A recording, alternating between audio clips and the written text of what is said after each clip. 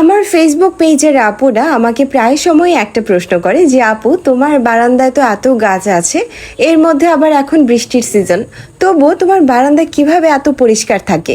জানো তো আপুরা, আমার বারান্দাটা আমার খুব পছন্দের, আর আমি যেটা মনে করি নিজের প্রত্যেকটা পছন্দের জিনিসের একটু আলাদা করে যত্ন অবশ্যই নিতে হয়। কিন্তু হ্যাঁ, বারান্দাটা মেনটেন করতে আসলেই আমার খুব কষ্ট হয়, কারণ বর্তমানের যে ওয়েদার, আমি এই বারান্দা পরিষ্কার করে গিয়েছি, দেখা যায় একটু পরেই বৃষ্টি শুরু হয়ে গেল, তখন আবার দেখা যায় ঠিকই বৃষ্টির ছিটা পানি চলে আসে। তবে আমি বারান্দা মেনটেন রাখতে কয়েকটা টিপস সবসময় ফলো করি। যেমন আমি রোজ বিকেলে বা সন্ধ্যের দিকে আমি গাছে পানি দিই।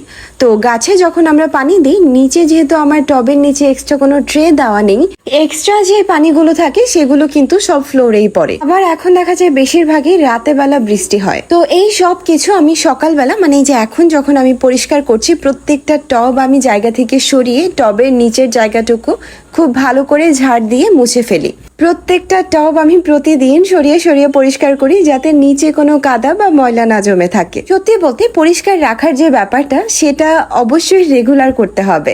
সপ্তাহে 2 দিন বা 1 দিন ডিপ ক্লিনিং করব, সেটা ভেবে যদি রেখে রাখি, তাহলে দেখা যায় বারান্দা অনেক বেশি ময়লা হয়ে যায়, তখন আর পরিষ্কার করতে ইচ্ছে করে না। আমি আমার রেগুলার লাইফে খুব বেশি প্রোডাক্টিভ।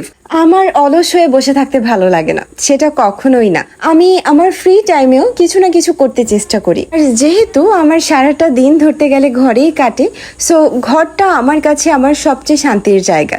আর নিজের শান্তির জায়গায় যেদিকে তাকাবো সেদিকেই যদি ময়লা জমে থাকে বা অগুছালো থাকে, তাহলে সেই ঘর কি শান্তির হতে পারে? আমার তো মনে হয় না।